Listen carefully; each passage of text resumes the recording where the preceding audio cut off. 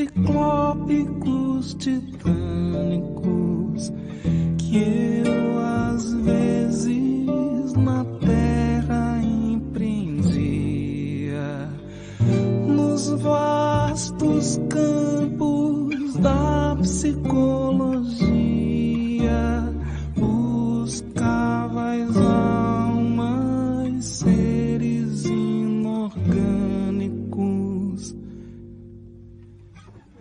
mas lágrimas nos risos e nos pânicos, nos distúrbios sutis da hipocondria, nas defectividades da estesia,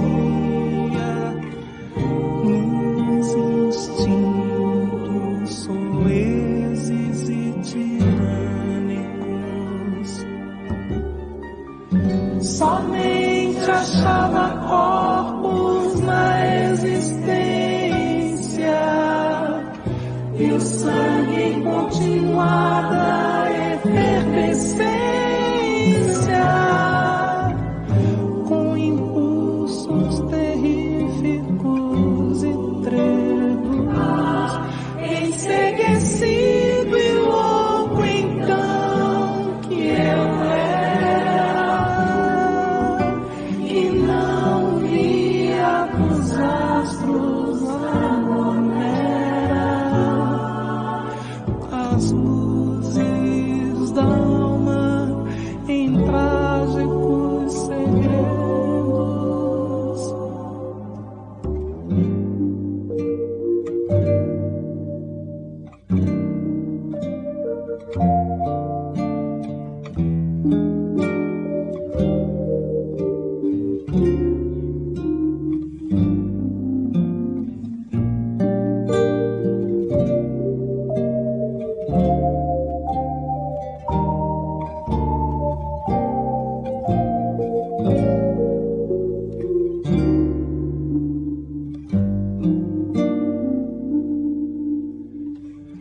Mas lágrimas nos risos e nos pânicos, nos distúrbios sutis da hipocondria, nas defectividades da estesia, nos instintos soezes e tirânicos. Somente achava corpos na existência e o sangue em continuada efervescência, com impulsos terríficos e crédulos, enceguecido e louco então que eu era, que não via os astros a monera, as luzes da alma em trágicos segredos.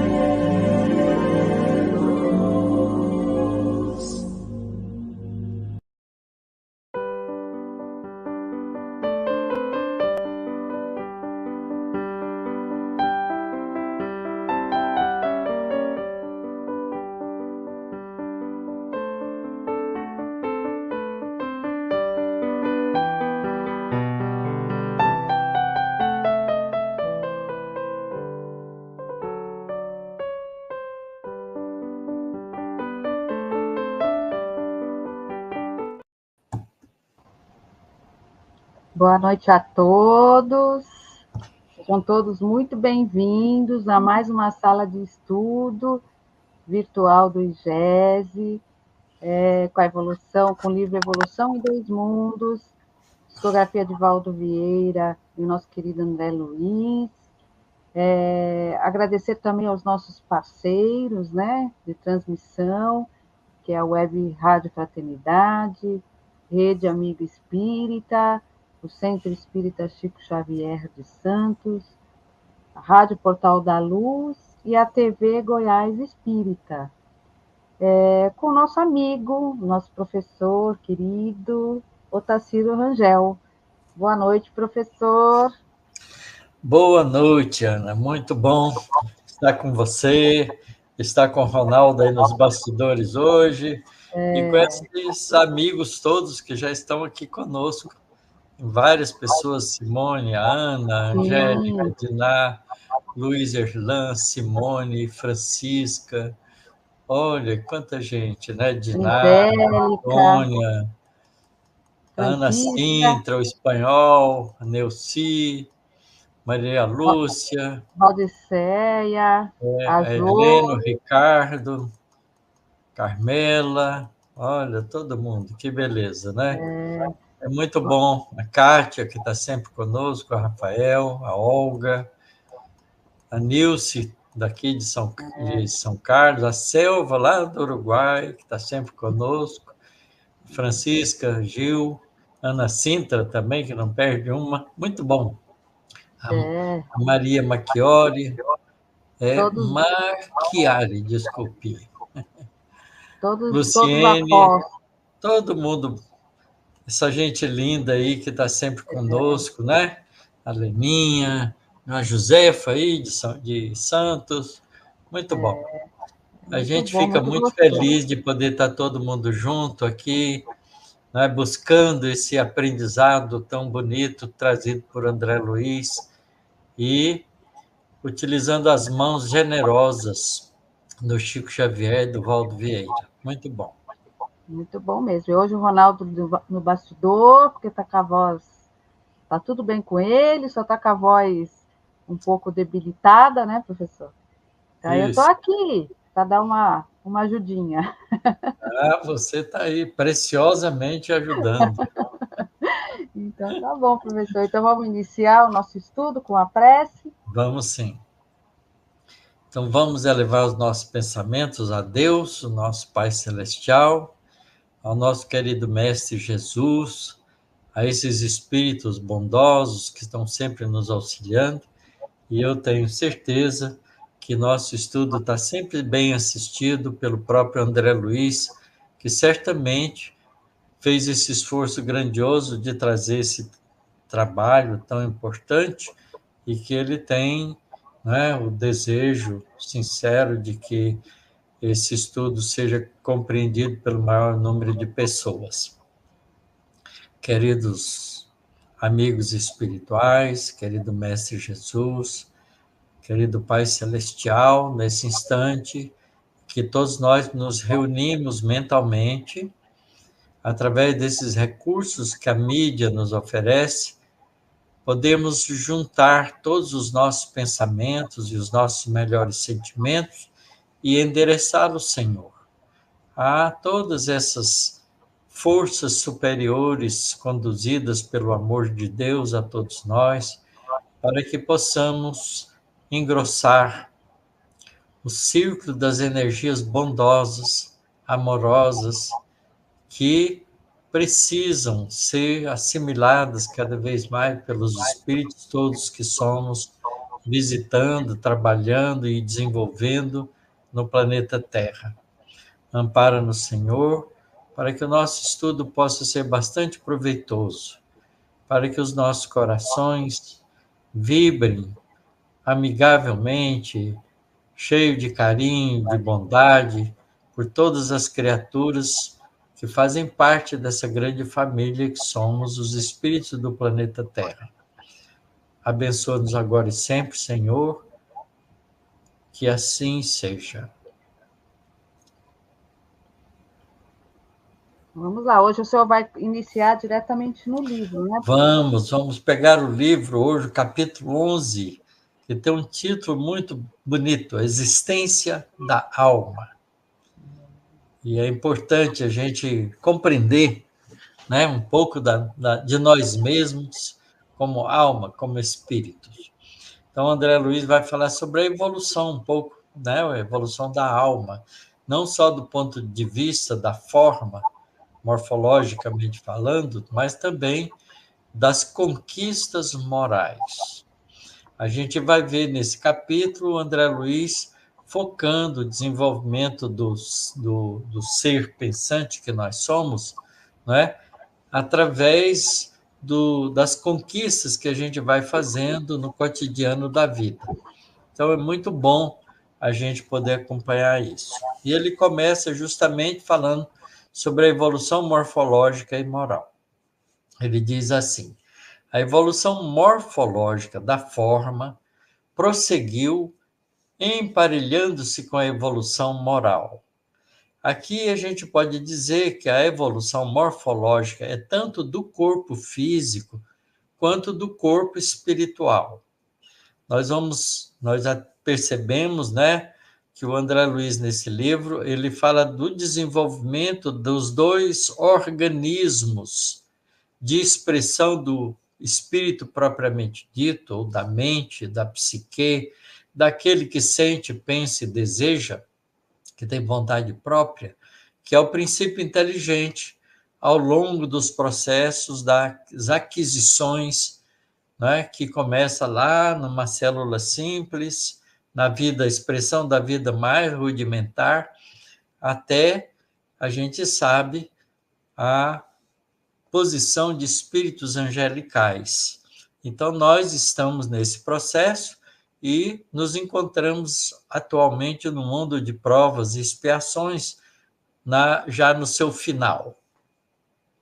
Então, a evolução do nosso corpo espiritual, tanto quanto a evolução do corpo biológico, que foi se adaptando e melhorando e desenvolvendo, não é? Aprimorando órgãos e recursos todos da estrutura física para permitir que o espírito pudesse ir cada vez mais, podendo se expressar em detalhes as suas conquistas.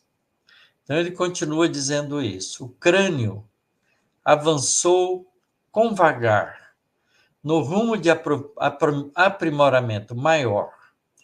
Os braços refinavam-se, as mãos adquiriam excelência táctil, não sonhada, e os sentidos, todos eles, progrediam em acrisolamento e em percepção.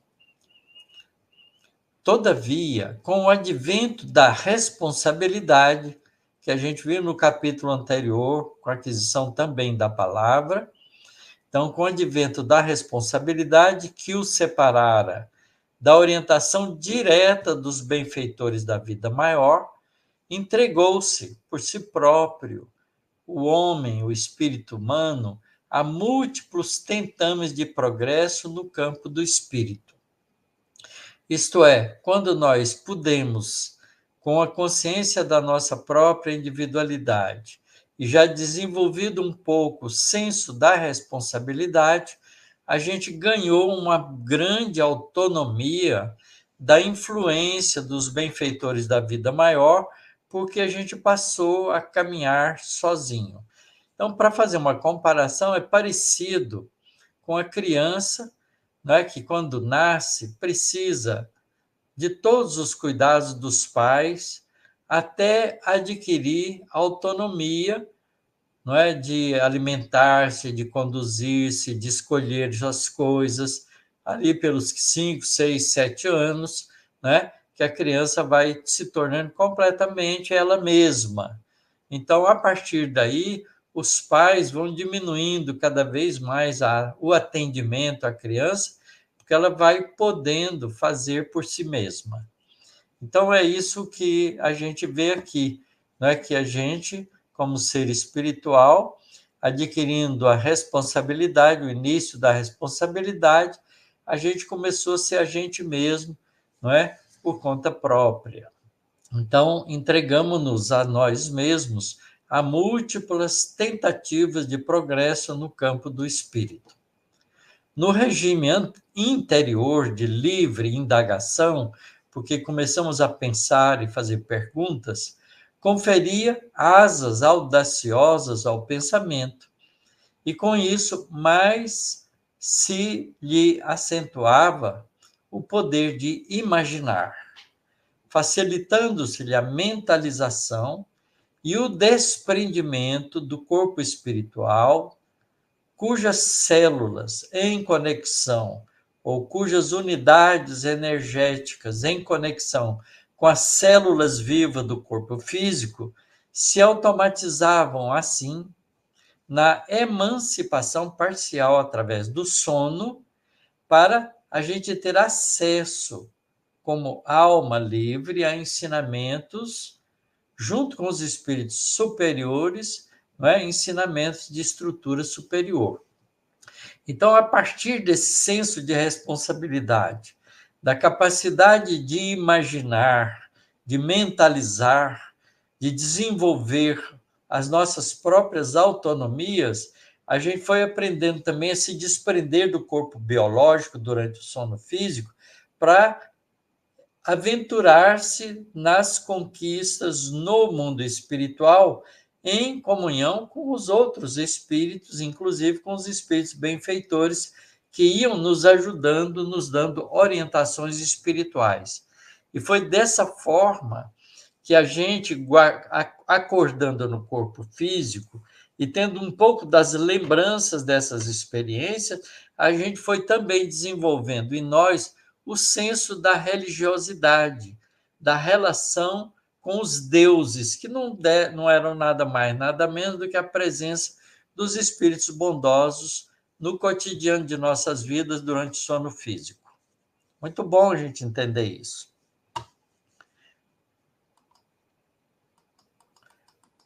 Guarda a criatura humana, então, consigo, na tessitura dos próprios órgãos, a herança dos milhões de estágios diferentes, os reinos inferiores, e, no fundo, sente-se inclinada a viver no plano dos outros mamíferos que lhe respiram a vizinhança, com um instinto absoluto dominando sem restrições.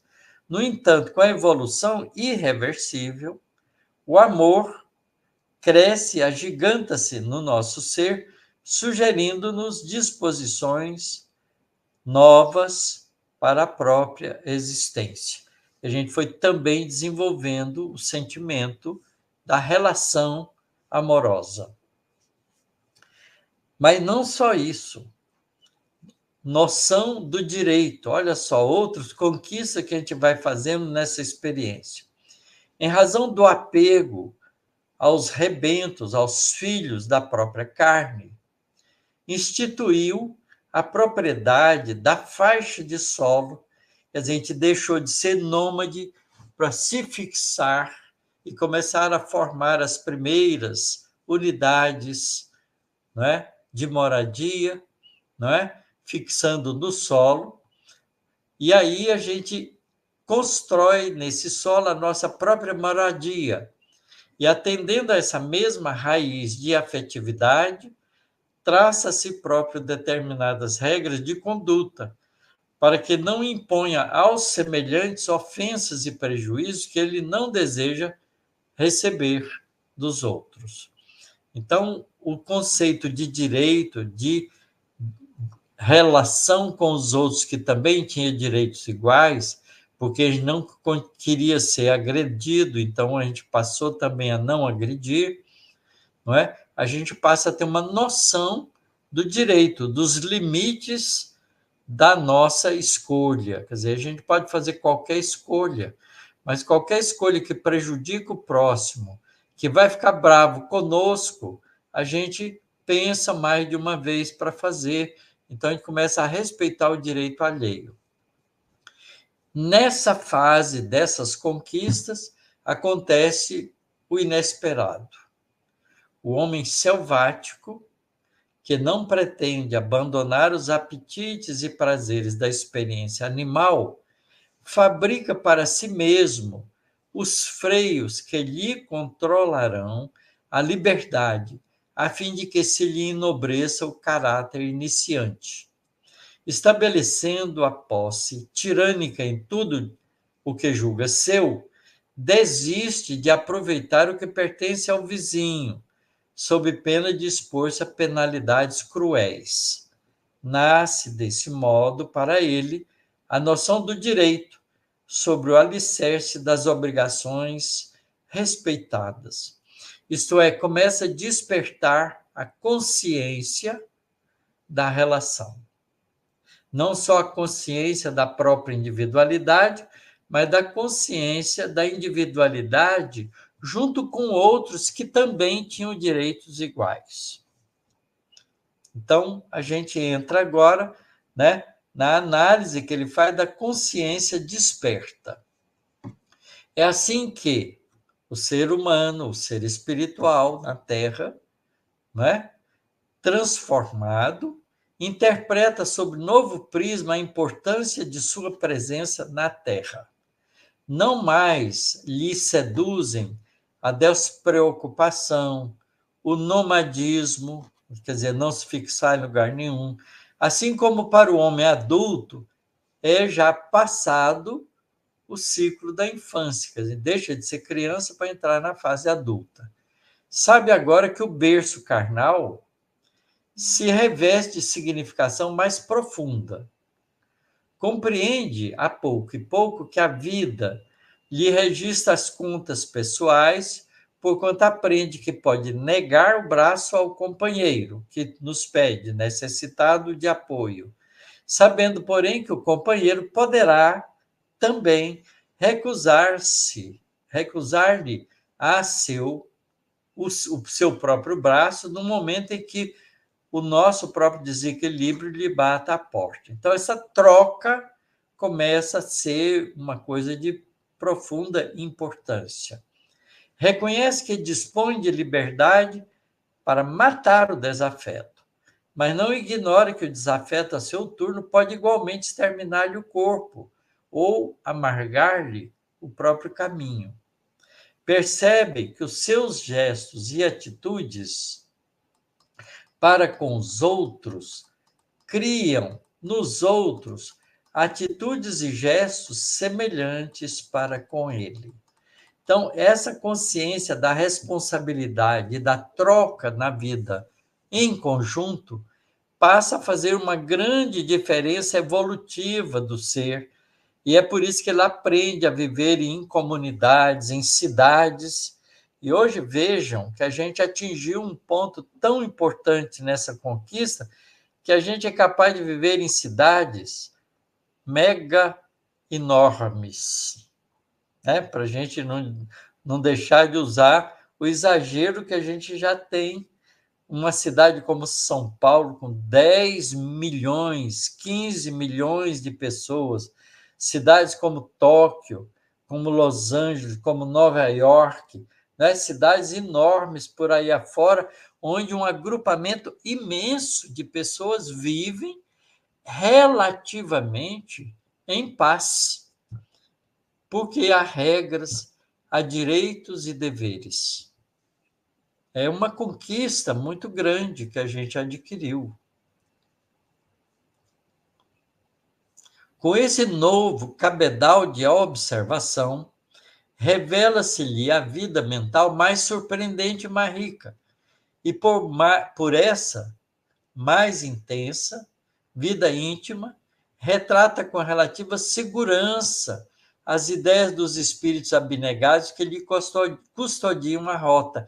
Isto é, com esses conceitos de direitos e deveres, a gente também aumenta a nossa conexão com os espíritos abnegados que do mundo espiritual entram em sintonia mental conosco e nos ajudam.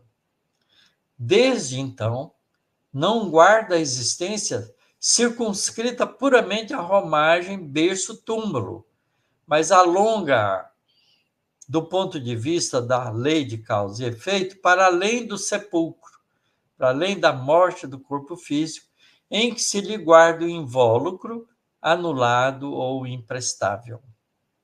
Muito bom isso. A gente larga o corpo físico e tem uma relação mais direta também com o mundo espiritual. Então, a nossa experiência evolutiva começa a ter duas fases de muita importância, que é a fase enquanto no corpo físico, até que o corpo físico morre, e uma fase no mundo espiritual, se preparando para novas experiências. Mas, enquanto no corpo físico, com uma parcela do nosso tempo ligado ao mundo espiritual durante o processo do sono físico, onde a alma pode se desprender parcialmente do corpo físico e entrar em vida de relação com o mundo espiritual.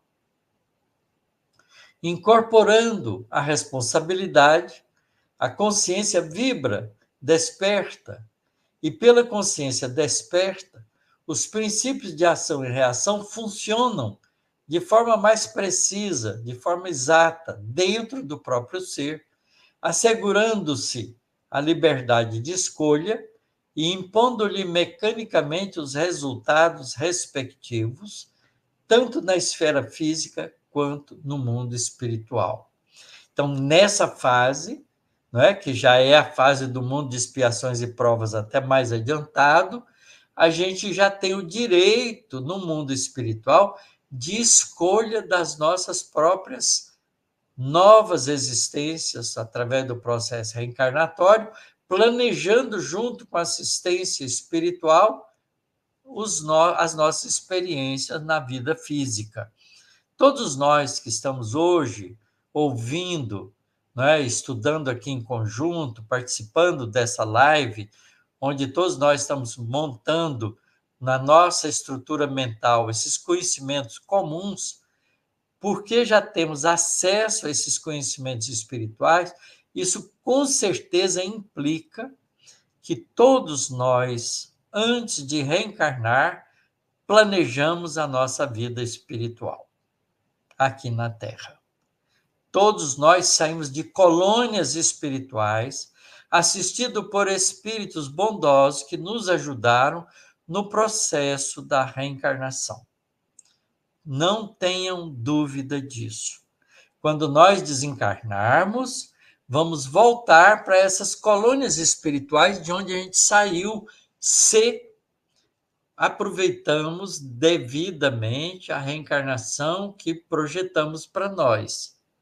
Porque senão, a gente, por falta de juízo, perdeu tempo, se comprometeu com atitudes inadequadas, pode ser arrastado para regiões de sombras e sofrer um pouco nas regiões umbralinas, até ser de novo atendido e assistido, quando a gente se dispuser a isso, para ser levado para as colônias espirituais semelhantes a nosso lar, que a gente lê também em André Luiz.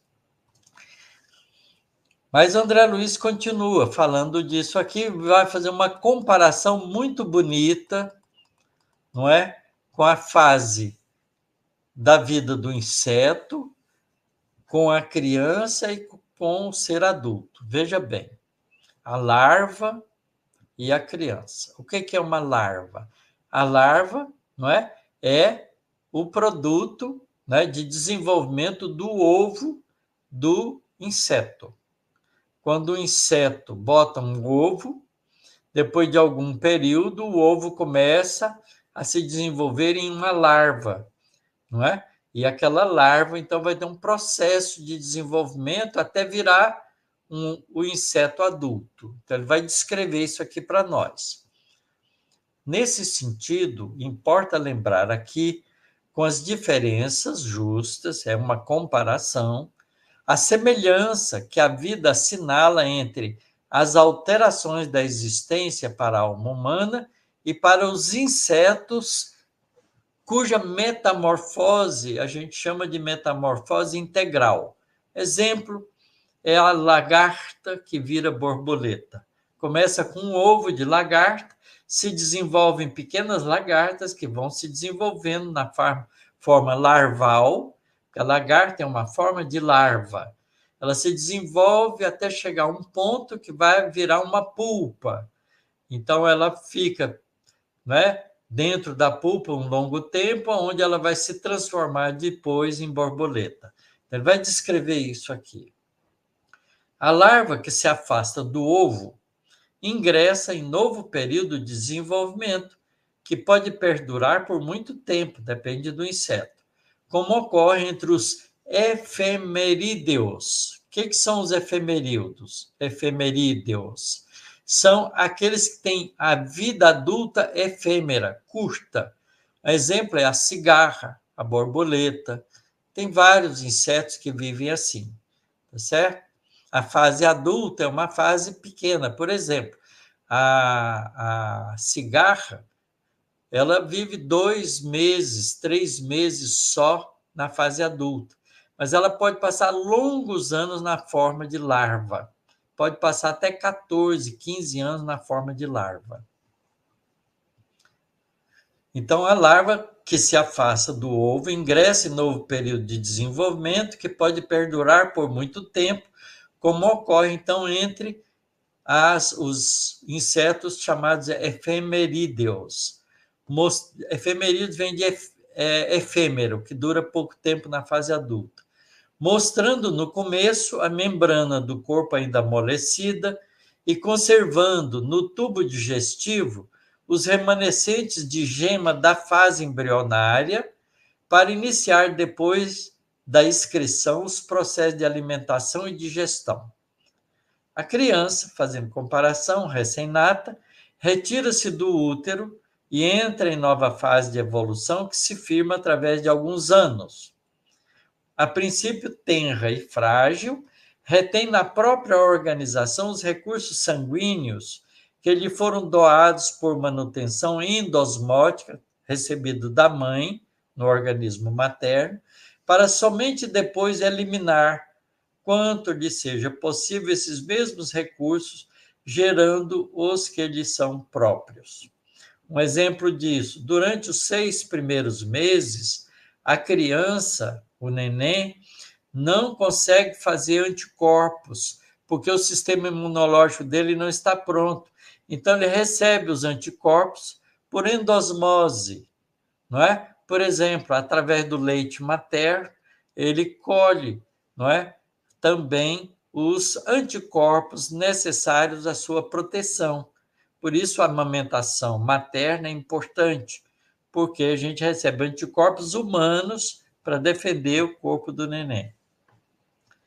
Avançando na execução dos programas traçados para a sua existência, a larva cresce e recorre a matérias nutritivas que lhe garantam o aumento do corpo e, conforme a espécie, promove por si mesma a mudança de pele, ela vai trocando de pele, indispensável ao condicionamento de seu próprio volume, porque ele vai aumentando de tamanho. Satisfazendo os imperativos da própria vida, a criança também se desenvolve, tornando o alimento preciso a expansão de sua máquina orgânica, passando a realizar por si mesmo, isto é, ao comando da mente, a renovação celular dos tecidos e órgãos que lhe constitui o campo corporal somático, de maneira que se lhe ajuste a forma física aos moldes do corpo espiritual. Então, ele vai se desenvolvendo e vai adaptando entre o desenvolvimento do corpo físico, também a forma perispiritual, o corpo espiritual, que vai oferecendo para o espírito recursos para que ele caminhe para uma fase de autonomia na fase adulta. Metamorfose do inseto. Continua nessa comparação. A larva dos insetos, de transformação completa, experimenta vários períodos de renovação para atingir a condição de adulto. Embora permaneça com o mesmo aspecto, porquanto apenas depois da derradeira mudança de pele é que ela vai se tornar, então, uma pupa. A pupa é quando ela encasula e fica aparentemente morta e imóvel durante um longo tempo, fazendo a metamorfose para virar um inseto adulto. Em semelhante estágio, acusa progressiva diminuição de atividade. Quer dizer, à medida que ela vai ficando cada vez mais adulta, a larva, ela vai parando de comer, não é? Vai diminuindo a alimentação, porque tem uma fase que ela come feito maluca, não há folha que chegue né, para as lagartas das borboletas, elas comem tudo. Quem já plantou horta em casa sabe, né, que essas lagartas, quando caem na horta, elas são vorazes, devoram uma folha de alface, uma folha de couve num instante. É impressionante isso. Mas à medida que ela se torna mais adulta, mais perto de se tornar pupa, ela vai diminuindo essa atividade de alimentação, porque ela não precisa mais daqueles recursos que ela acumulou. Ela já tem acumulado. Então, esvaziam-se-lhe os intestinos e paralisam-se-lhe os movimentos.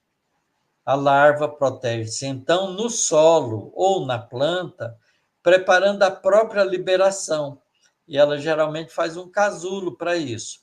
Permanece assim imóvel e não se alimenta do ponto de vista fisiológico, encrisalidando-se, formando uma crisálida, segundo a espécie, com fios de seda, fios tecidos por ela própria. A própria bicho da seda é assim, constituídos com a secreção das glândulas salivares, agregados a pequeninos tratos de terra ou de tecidos vegetais, pedacinho de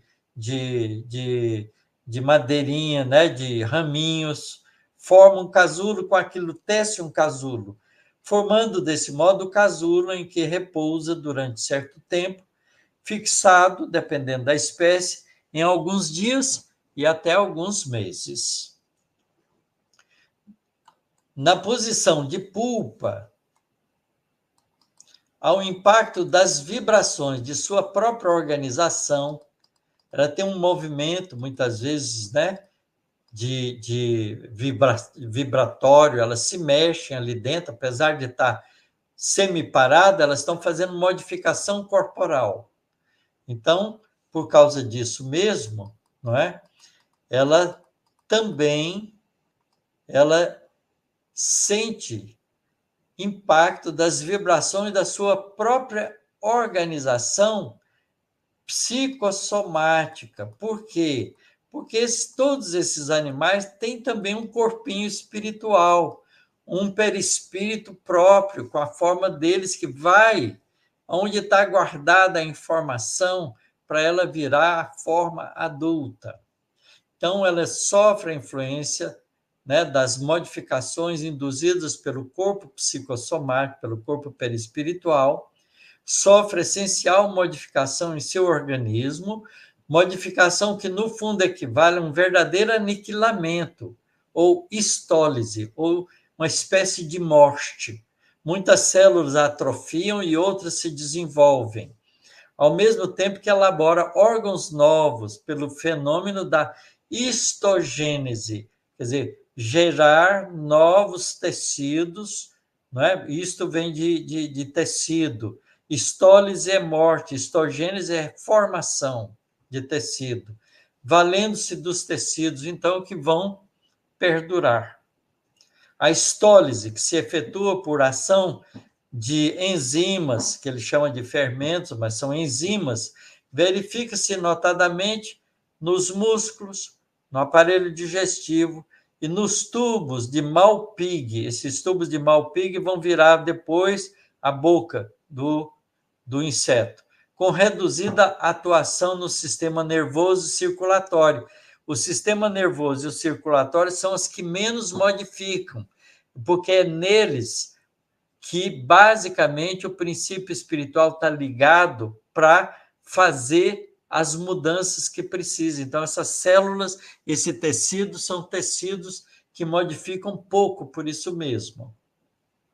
Então, pela histogênese, os remanescentes dos músculos estriados desfazem-se das características que lhes são próprias, perdendo gradativamente a sua estriação, até que se convertam, qual, se obedecesse a um processo de involução, de voltar para trás, em células embrionárias fusiformes, com um núcleo exclusivo ou com tipo de células de mioblastos, não é? Como se ela voltasse a ser células troncos iniciais, não é?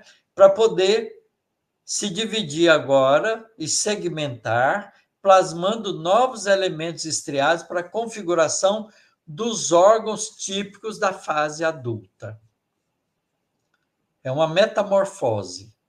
Somente então, quando as ocorrências da metamorfose se realizam, é que o inseto integralmente renovado abandona o casulo, revelando-se por uma falena, né, uma borboleta, um bichinho que voa, leve e ágil, com o sistema bucal agora transformado, como acontece na borboleta, né, de tipo sugador, na qual as maxilas se alongam para fazer o tubo sugador, convertendo-se numa trompa para sugar, enquanto que a parte inferior, o lábio inferior e as mandíbulas se atrofiam, porque antes aquilo ali era só a boca da lagarta que comia, não é, a folha.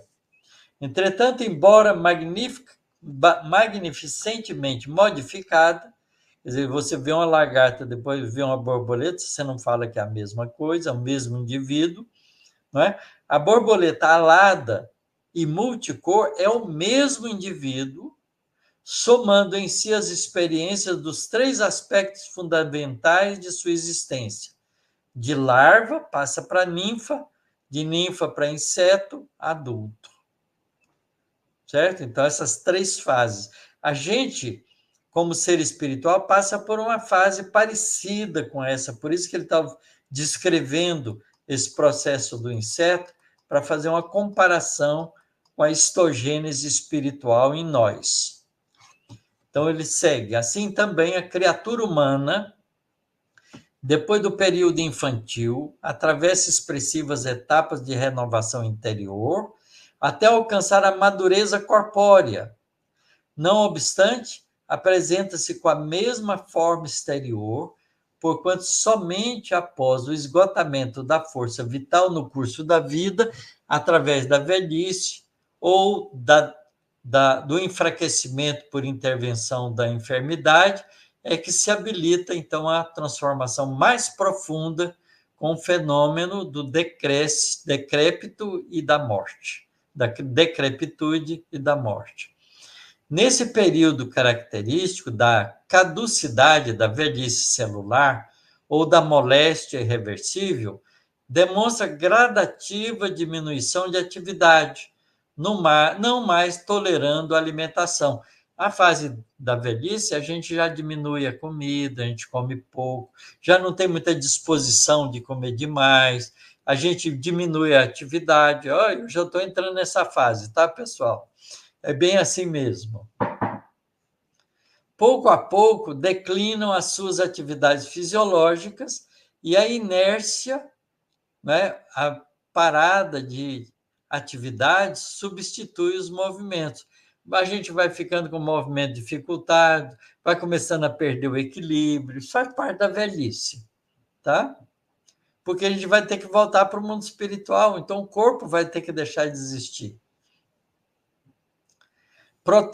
Protege-se desde então no repouso horizontal, quer dizer, o velho gosta de dormir muito, ou de deitar muito, porque não tem muito coragem de ficar fazendo exercício, porque cansa demais, né? Então, deita em decúbito, geralmente com a barriga para cima, quase sempre no leito, preparando lentamente o trabalho de liberação do corpo físico. Chega-se um momento em que se mobiliza na cadaverização, mumificando-se a feição da crisálida, mas envolvendo-se no imo do ser com os fios dos próprios pensamentos, a gente fica muito reflexivo, pensativo, interiorizado, conservando-se nesse casulo de forças mentais, tecido com as suas próprias ideias reflexas dominantes ou secreções de sua própria mente, quer dizer, os pensamentos continuados durante um período que pode variar entre minutos, horas, dias, meses ou decênios. Depende da história de cada um. No ciclo de cadaverização da forma somática do corpo físico, sob o governo dinâmico de seu corpo espiritual, padece extremas alterações que, na essência, correspondem à histólise, aquela morte, né, ou modificação das células físicas. A histólise é a morte das células físicas, ao mesmo tempo que elabora órgãos novos, agora pelo fenômeno que podemos nomear, por falta de termo equivalente, como sendo histogênese espiritual. Isso é, nós vamos treinando o nosso corpo espiritual com a morte dos tecidos do corpo físico, treinando o nosso corpo espiritual para voltar para a vida espiritual, fazendo mudanças nele, deixando de ficar dependente demais do corpo físico, tá certo? Então, isso é uma espécie de histogênese espiritual, aproveitando os elementos vivos desagregados do tecido citoplasmático, dos líquidos das células, porque também o perispírito está ligado ao citoplasma das células, e que se mantinham até então ligados à colmeia fisiológica, entregue ao desequilíbrio ou à decomposição. A histólise, ou processo destrutivo na desencarnação, resulta da ação dos catalisadores químicos, das enzimas que vão destruindo as células e de outros recursos que as próprias bactérias do nosso organismo que vão passando a não obedecer mais ao controle da mente, desorganizando a flora bacteriana interna. São os outros recursos do mundo orgânico que, alentados em níveis de degenerescência, operam as modificações dos tecidos e, do ponto de vista do corpo espiritual, afetam principalmente a morfologia dos músculos e os aparelhos da nutrição, com escassa influência sobre o sistema nervoso circulatório, esse sistema nervoso circulatório que continua ainda muito fortemente ligado ao corpo perispiritual, portanto, ele é mais conservado mais tempo. Sofre modificações mais demoradas, mas mesmo assim sofre modificações. A gente, por exemplo, tem na estrutura cerebral do nosso corpo físico, na medida que a gente vai envelhecendo, o tamanho, o volume do nosso cérebro vai diminuindo progressivamente com a velhice.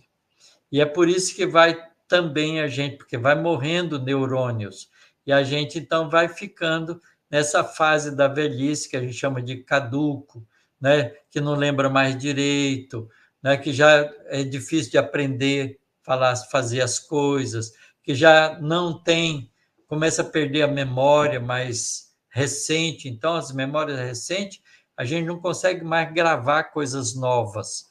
A gente fica, então, velho, é comum no velho ficar só lembrando as coisas do passado, principalmente o passado mais distante. Então, tudo isso que ele está descrevendo aqui realmente ocorre no nosso corpo físico e o perispírito vai acompanhando tudo isso e, ao mesmo tempo, vai parcialmente se desligando do corpo físico. Então, é por isso que, na velhice, o corpo perispiritual se desprende do corpo físico com mais facilidade do que na fase da juventude. Desencarnação do espírito. Apenas aí, quando os acontecimentos da morte se realizam, é que a criatura humana desencarnada, plenamente renovada em si mesma, abandona o veículo carnal a que se jungia, que estava ligado. Contudo, muitas vezes, intimamente, fica aprisionado ao casulo dos seus pensamentos dominantes, por reflexo condicionado. Isso quando não trabalhou para renovar-se nos recessos do espírito. Passa, então, a revelar-se em novo peso específico, segundo a densidade da vida mental, em que se gradua, dispondo de novos elementos com que atender à própria alimentação, equivalente às trompas fluídico-magnéticas de sucção, não é? Embora sem perder de modo algum o aparelho bucal, que nós continuamos com a nossa boca, que nos é característico por causa da nossa morfologia.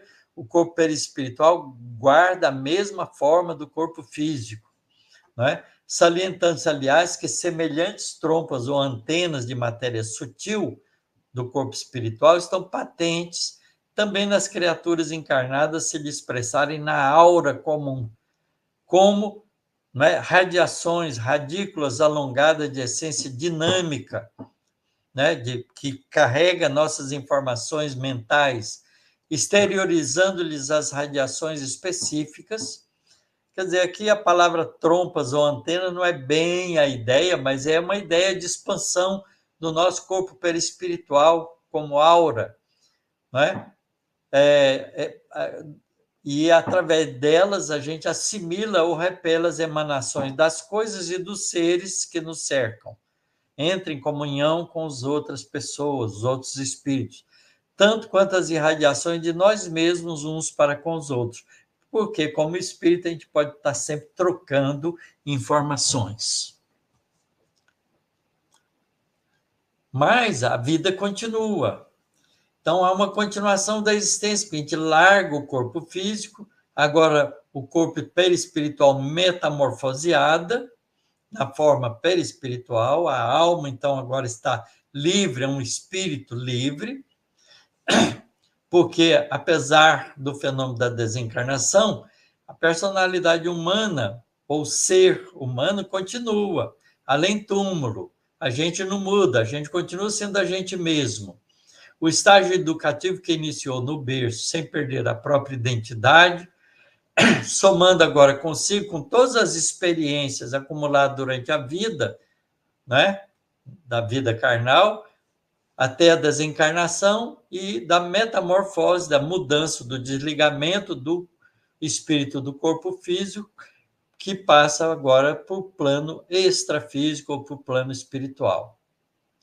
Perceberemos desse modo, termina ele, que a existência da criatura na reencarnação substancializa-se não apenas na Terra, onde atende à plantação dos sentimentos, palavras, atitudes e ações com que se caracteriza, mas também no mundo espiritual, onde incorpora a si mesma a colheita da sementeira praticada no campo físico, pelo desdobramento do aprendizado com que entesoura as experiências necessárias à sublime ascensão a que se destina.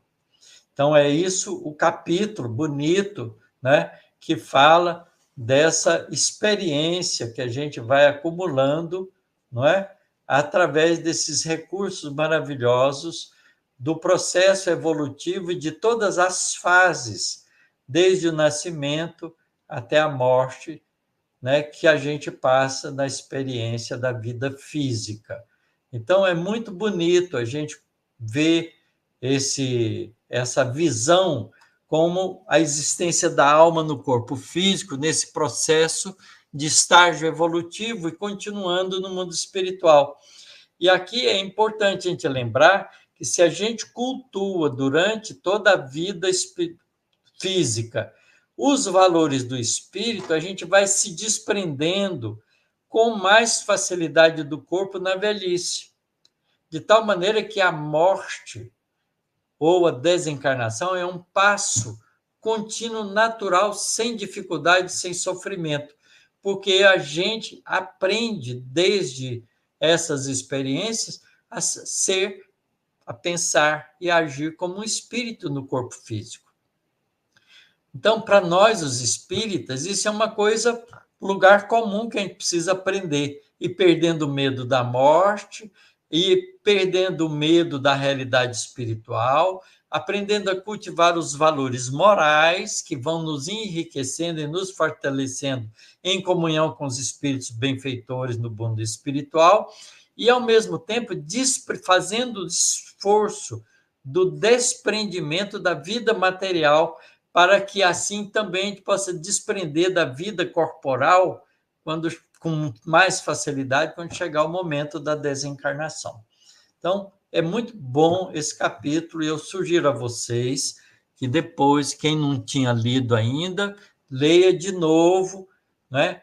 Acompanhe essas discussões que nós estamos fazendo para poder gravar isso muito bem e treinar para o fenômeno da morte, que vale a pena. Vamos à nossa conversa Vamos conversar um pouco agora entre nós. Se eu Falei não me muito. engano, né?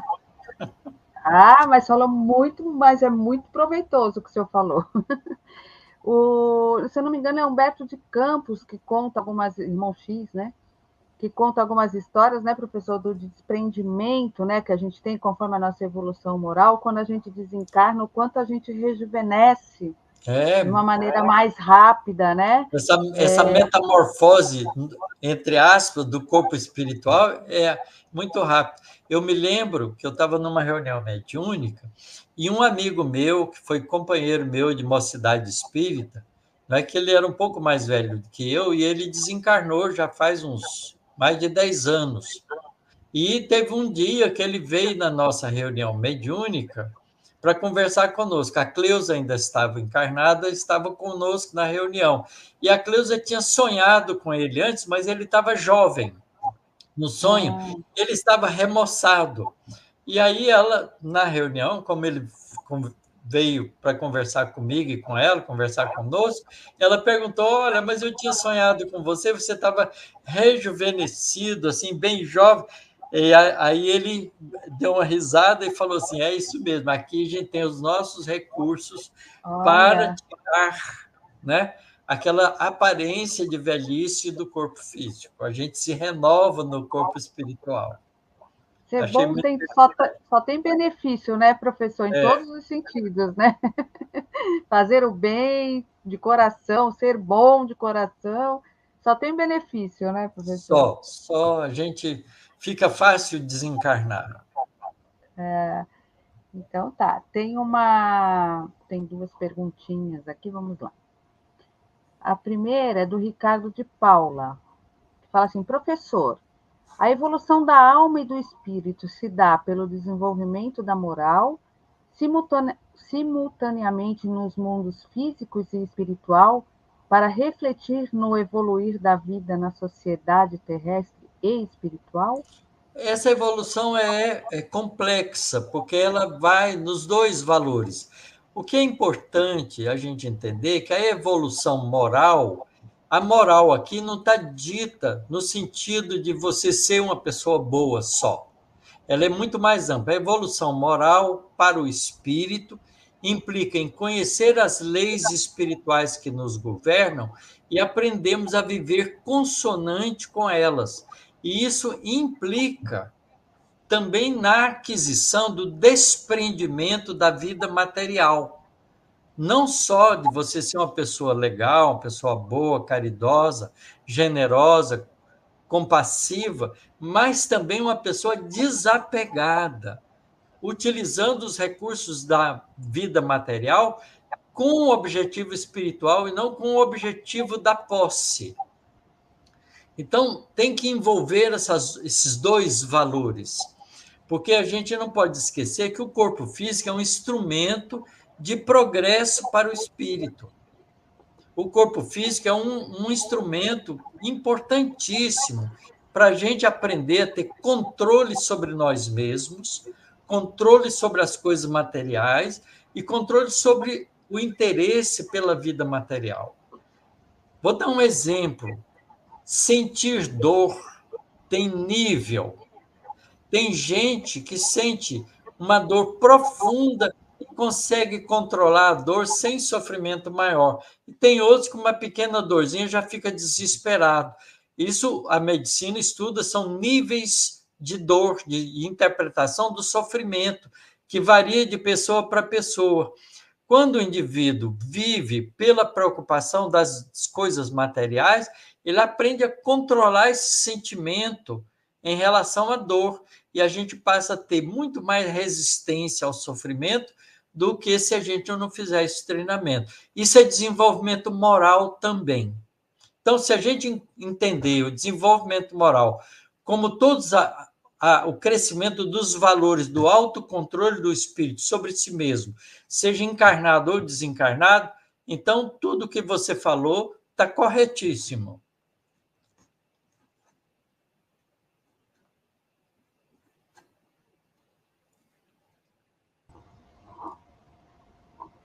Nós temos aqui mais uma pergunta da Digna. Ela fala assim: professor, no plano espiritual, também passamos por transformações quando decidimos reencarnar, passando também por processos?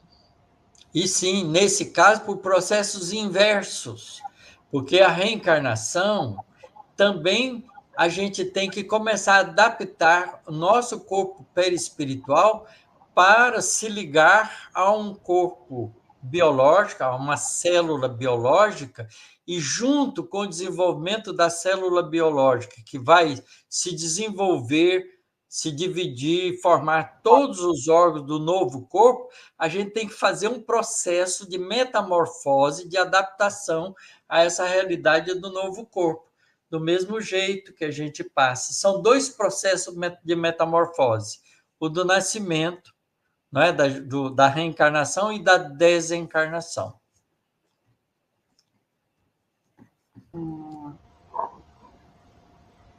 Vamos lá.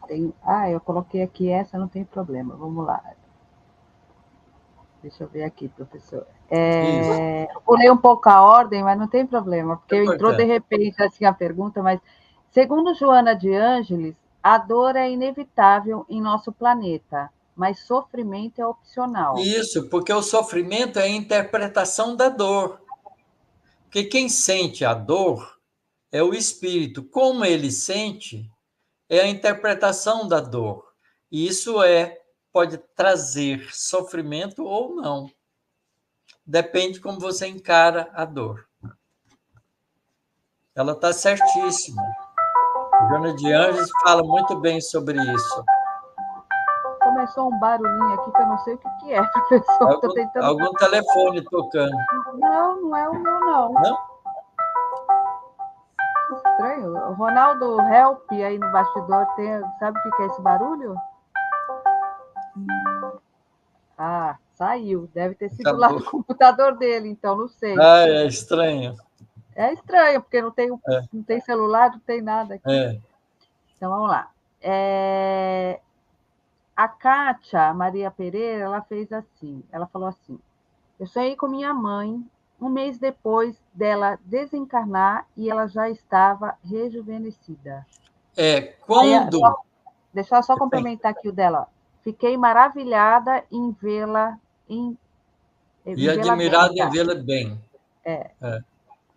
Mas como é que é o nome dela? É a Kátia. Kátia entende basicamente do comportamento da pessoa durante o processo da vida física. Se a pessoa se preocupa com os valores éticos e morais e procura viver uma vida de espiritualização, ela vai se embelezando por dentro. Então, como o corpo perispiritual reflete o estado mental, psicoemocional do espírito propriamente dito, quando o espírito se desliga do corpo físico no processo da desencarnação, ele logo vai assumir essa forma mais sutil, delicada, não é, harmoniosa que ela construiu para ela durante o processo da vida. Então, muitos espíritos deixam o corpo físico já embelezados, mas outros deixam seus corpos físicos horrorizadamente feios por causa das ações indevidas do ponto de vista moral. Então, a gente faz o nosso corpo perispiritual ser lindo ou ser feio de acordo com o nosso comportamento moral. Então, é muito bacana isso, porque essa beleza que você admirou, né, essa transformação que você admirou na sua mãe, mostra que ela aproveitou, soube aproveitar a vida física que ela teve e ela realmente se tornou um espírito muito mais harmonizado com os valores espirituais. Por isso, a beleza faz parte da evolução. Quanto mais evoluído, mais bonito a gente fica. agora, minha amiga Maria do Carmo, da Fonseca, ela fez em 3 etapas aqui. Primeiro, ela fala assim: ô Taciro, que bom ouvir você. Aí, uma pergunta. Obrigado, Ela Maria falou, do Carmo. Um abração. Aí ela coloca assim, sobre o Alzheimer, qual a relação com o cérebro? Aí ela complementa, cérebro e o espírito. Certo.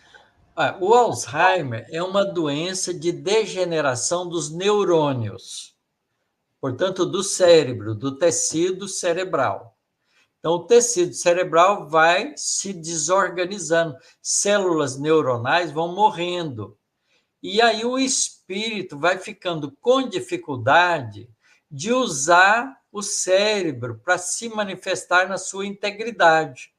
Então, ele vai ter dificuldade para fazer isso, vai perdendo a memória, vai perdendo a capacidade de reconhecer pessoas, vai ficando com dificuldade de expressar o seu próprio sentimento. Então, isso é um processo, não é, que é orgânico, mas que limita a ação do espírito, porque o corpo está com funcionalidade comprometida. Do mesmo jeito que se você, por exemplo, machucar os nervos da sua mão, dos dedos, por exemplo, você não pode mais mexer com a mão, por mais que você queira, você não consegue mais pegar as coisas, porque está tudo, não é, impossibilitado de fazer movimento.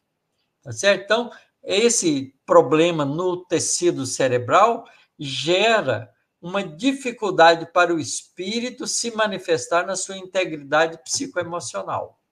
Certo? Mas, obviamente, que quando ele deixar o corpo físico e desencarnado, ele vai ficar livre disso, porque ele vai se manifestar só com o corpo perispiritual dele, que não precisa estar doente. Que na verdade não é uma pergunta, é só uma boa noite a todos. Gratidão pelo proveitoso estudo. Que Jesus o abençoe para manter sua competência e simplicidade. Encantada com isso. De Guaxupé, Minas Gerais. Oi, Dari, muito obrigado pela sua generosidade. Vamos continuar juntos estudando. O José Luiz Arantes colocou assim: boa noite, sou espírita e estou fazendo minha reforma íntima. E vou continuar no mundo espiritual sem sombra de dúvidas. Abraços, gratidão eterna. Vamos continuar fazendo juntos, José. Nós também. Estamos todos no mesmo caminho. Somos companheiros de evolução. O Fran Carlo pergunta assim: na histogênese espiritual, entendi que o espírito elabora órgãos novos. Nós não somos espírito, perispírito, corpo físico? Não é o espírito que elabora o corpo físico? Obrigado. É claro, Francaro, aqui a histogênese espiritual é produzida pelo estado mental do espírito. O corpo perispiritual obedece ao corpo, obedece à mente, mas ele, enquanto jungido no corpo físico, sofre também a influência do corpo material. O perispírito e o corpo material estão tem uma conexão forte, é um campo psicobiofísico ligando um no outro, e um age sobre o outro. No processo da histogênese espiritual, que o espírito está se desligando do corpo físico, o perispírito vai se conformando numa espécie de reconstrução daquilo que o espírito adquiriu e conquistou na vida física enquanto estava vivo. Então, ele faz isso no processo da transição entre a vida física e a vida espiritual no fenômeno da morte. Mas a gente tem que compreender aqui que a morte não precisa ser uma coisa abrupta, pode ser uma coisa continuada, como é o caso da morte na velhice ou por doença prolongada. Nos casos de morte mais repentina, como coisas de acidente, essa história é um pouco mais complexa, porque geralmente o espírito se desliga muito rapidamente do corpo físico e fica num estado de perturbação no mundo espiritual. Nesse caso, os espíritos são acolhidos pela generosidade da misericórdia divina, por companheiros, por espíritos bondosos, e são adaptados lentamente no mundo espiritual. Tem um tempo de ajustamento no mundo espiritual.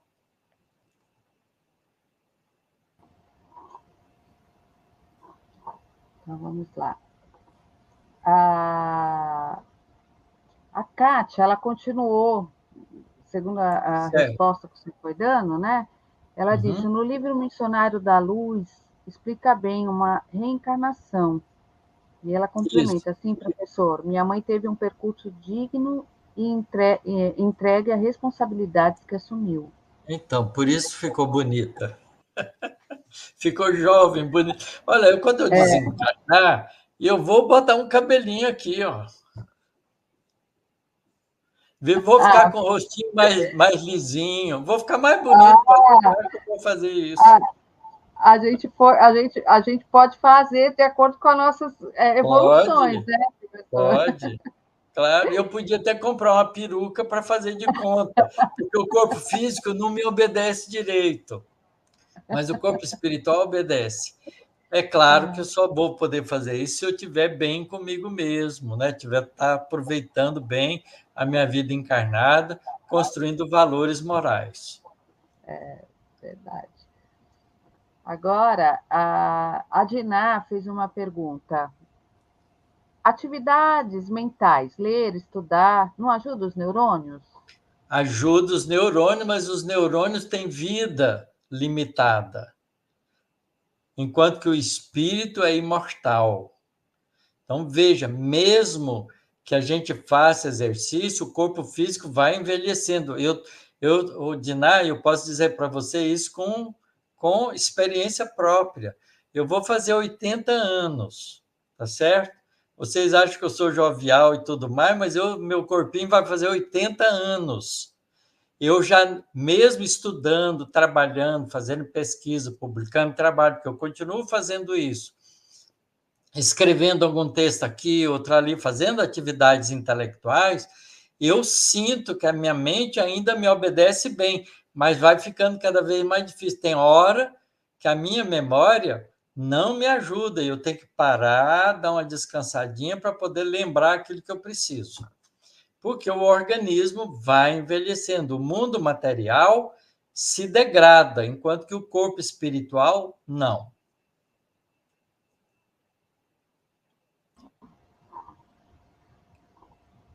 A Márcia, ela coloca assim: quanto aos relatos de alguns irmãos de experiência de quase morte e que estão tendo, eu acho, a oportunidade de confirmarmos todos esses esclarecimentos trazidos. Acho que ela Verdade, quer confirmar que é é como, uma né? afirmativa que ela está fazendo. É, Realmente é é, assim. As experiências de quase morte nos revelam a continuidade da vida. Mostra que a vida no mundo espiritual é exuberante, porque essas pessoas têm a experiência de entrar em um contato mais íntimo com a vida espiritual enquanto está no fenômeno de aparente morte. José Luiz Arantes coloca a seguinte pergunta: professor Otacílio, o Alzheimer tem ligação com vidas passadas? O Abraço. Alzheimer é uma doença kármica. Ela tem razões nos processos da lei de ação e reação. Aliás, todas essas doenças neurológicas têm. Não é só o Alzheimer, o Parkinson, a doença de Huntington, não é? Todos esses processos de degenerescência nervosa têm que ver com processos da lei de causa e efeito. Aproveitando a pergunta dele, professor, normalmente essas expiações são devido à utilização do mau uso da inteligência, Isso, do mau uso, sim, sem dúvida, do mau uso dos recursos da inteligência. Tá. A Helena, ela disse assim para o senhor: como todas, essa aula foi lindamente esclarecedora. Obrigada mais uma vez, Otacílio. Boa noite a todos e boa semana. Obrigado, Helena. Um grande abraço para você. A Francisca colocou: estou vivendo os quase 100 anos da minha tia e ela está passando por todo esse processo. A gente observa isso mesmo. É só observar os velhos. Olha, mas observa ajudando, viu, gente? A Selva, Ela coloca assim: eu tive uma experiência de quase morte e mudei muito a partir disso. Comecei a procurar explicações e achei a doutrina espírita, graças a Deus. Isso, que bom, Selva. Muito bom mesmo. Ah, aí tem aqui uns comentários do que o senhor falou sobre colocar sua peruca. A Diná falou assim: não deixa cair nos olhos, professor, Pois é, não a pode sua cair nos olhos, peruca. senão atrapalha enxergar. Aí a Valdiceia falou assim, como o saudoso Chico. O Chico era vaidoso, ele punha logo uma peruca, Ah, né? Desde muito tempo ele usa peruca. Mas eu não ligo para isso, não. ó, e a Luciene falou que o senhor está muito jovial. Tô Você jovial, falou mas que já está na velhice, ela falou, o senhor está muito jovial. é Está porque, mesmo. é porque eu gosto da vida, viu, Kátia? E gosto de ficar alegre, gosto de estar feliz, gosto de estar comunicando com as pessoas, de estar passando aquilo que eu aprendo e prestando atenção para aprender com todos. Ah, e tinha colocado aqui, ó, tem aparência de 60, professora, aí, É, ó. a imagem esconde um pouquinho.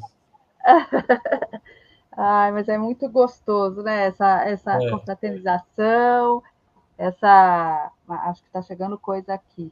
Chegou. Francisco. Otacílio, podemos afirmar que o fluido vital é o combustível da vida corpórea? É uma espécie de combustível renovável pelos processos da alimentação, pelos processos de aproveitar as coisas da natureza. Não é? Tudo isso ajuda a gente a manter esse fluido vital, né, funcional no nosso corpo físico. Mas ele tem tempo de vida também, ele desgasta, não é? Porque o corpo vai envelhecendo e a gente vai ter que devolver o corpo para a natureza. Professor, aí tem a ver também, né, que tudo é a questão da lei que o senhor falou de ação e reação, né? É, Se a gente não acha nessa vida, provavelmente é da outra, né? é, Porque é. pode ser dessa também. Eu me alimento mal, eu durmo mal, Claro, eu claro, com faço coisas certeza. indevidas, no vícios, aí eu identifico nessa vida. O que eu não identifico é porque realmente É. é uma Come, expiação de uma outra. come mal, não faz exercício, dorme mal, né? Fica É, trocando o dia pela noite sem necessidade maior. Às vezes a pessoa é obrigada por profissão, mas em geral a gente às vezes abusa, né? Fica às vezes vendo filme até tarde, né? Fica, enfim, gastando nossos recursos porque dormir é uma coisa muito importante para a recuperação do corpo. aí aqui a nossa amiga Jo, a querida Jo. Ó, obrigada, Tacira. A aula foi excelente. Ana, obrigada pela bela apresentação. Um beijo a todos e feliz final de semana. Beijo para você também. A querida Antônia aqui. Obrigada a todos. Valeu como sempre. Otacílio, grata mais uma vez. Muito produtivo e esclarecedor esse estudo. Gratidão. Obrigado, um beijo no seu coração, Clara. Então, nós estamos aqui. Mais agradecimentos. Obrigada por tanta orientação. Não muda, não. Se mudar, estraga. Gratidão. Então, não muda, não, professor. Tá bom assim do Não, jeito vamos que mudar, está. não. Vamos mudar para Não, melhor. a gente precisa reconhecer o senhor no plano espiritual. Eu conheci o Otacílio assim. Não dá Não, para mas conhecer. vocês vão me reconhecer, pode deixar.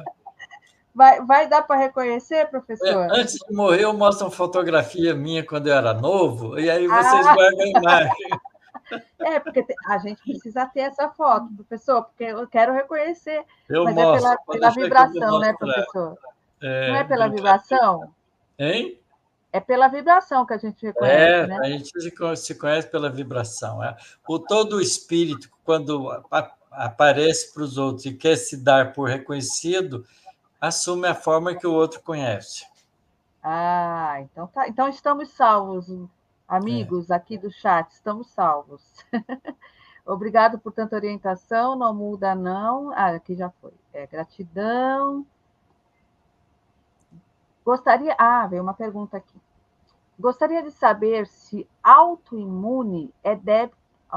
Autoimune? É débito de A vidas doença passadas? de autoimune. A doença de Ah, autoimune, ela tem origem no processo das nossas células de defesa, os nossos linfócitos que fazem anticorpos.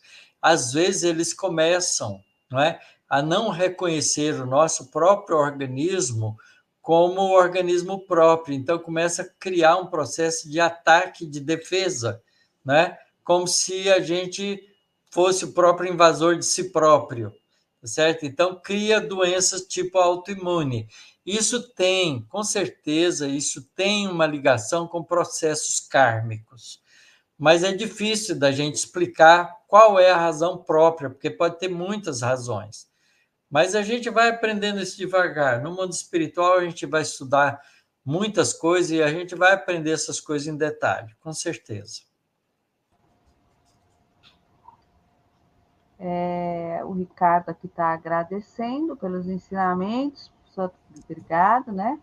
Um abraço A Kátia também, gratidão, boa semana a todos, luz e paz. para você E a... também.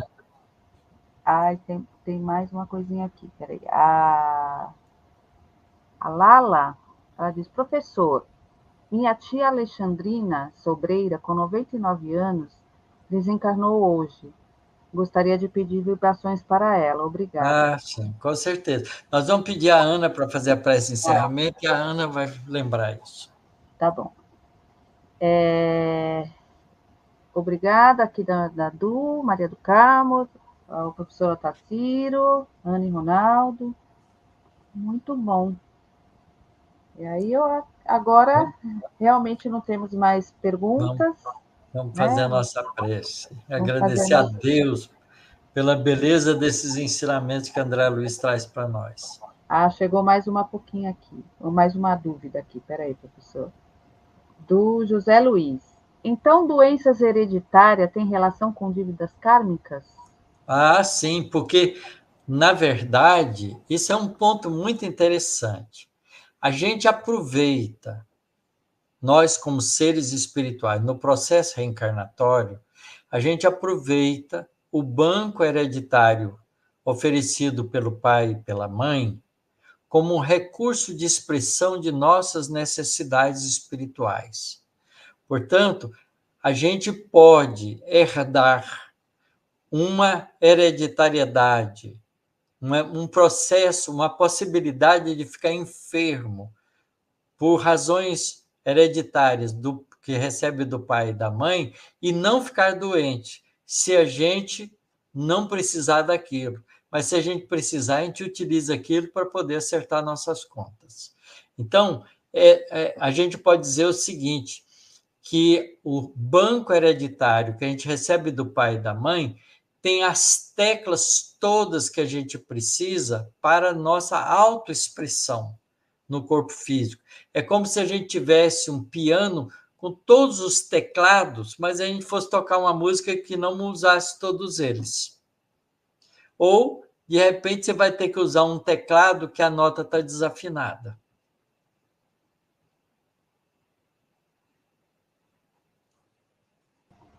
É uma comparação para a gente entender. Não sei se ajudou, mas... Então, geralmente, mas eu acho que sim. Eu acho que agora nós encerramos, professor. Agora realmente cessaram as perguntas. Então, a gente pode fazer a nossa prece? A gente posso fazer? Pode fazer, Ana.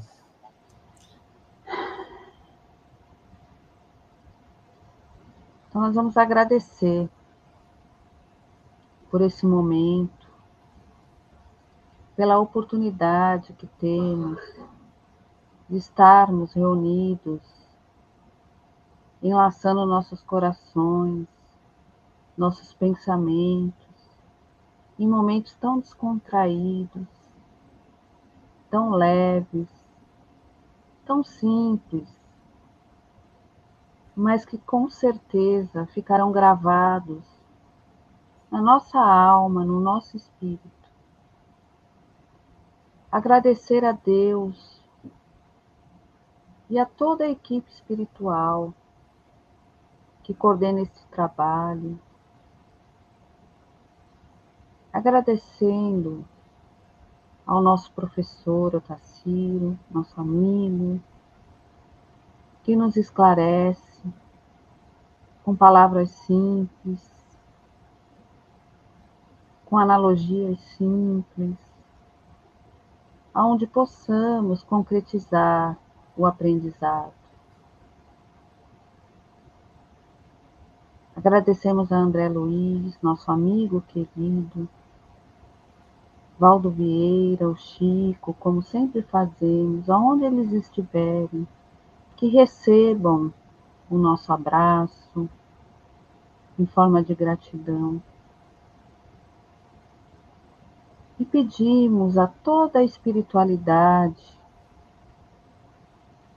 que possa ir ao encontro da nossa irmã, vou ler o nome dela aqui, Alexandrina Sobreira, que desencarnou hoje, nessa família que somos. Vamos todos pedir pela Lala, por toda a sua família, e pela sua tia, que possa ser envolvida de maneira a ter a tranquilidade,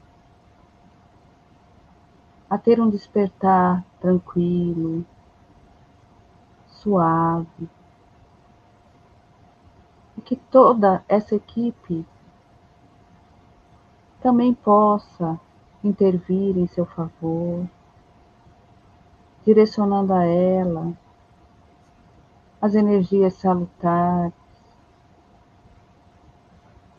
Que Jesus, nosso Pai, nosso irmão, possa também enviar os seus mensageiros para socorrê-lo. Agradecemos, Pai, por tudo, pela oportunidade desta vida, desta encarnação, pela oportunidade que temos de coisas simples como andar, pensar, comer.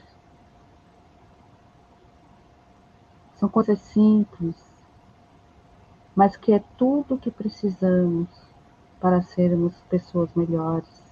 Temos todos os instrumentos a nosso favor para que possamos transformar o nosso velho homem num bom homem de bem. Que na próxima semana estejamos aqui novamente, nos esforçando no intuito de cada vez mais darmos um passo pequenininho, mas em direção ao Pai. Que assim seja. Muito bom. Boa noite. Boa Vamos noite lá, a todos. né? Todos Isso. nós. Tem mais aqui uns boa noites aqui que eu vou colocar. Da Rosângela, para não ficar ninguém, né, professor? Então, um beijo, Lala. Deus abençoe. Um beijo a Tchau. todos. Próxima reunião, alma e desencarnação. É isso aí. Vamos ver com mais detalhe. Então, a metamorfose da desencarnação. Um grande abraço a todos. Pronto para mais uma mega aula. Um beijo. Fiquem com Deus.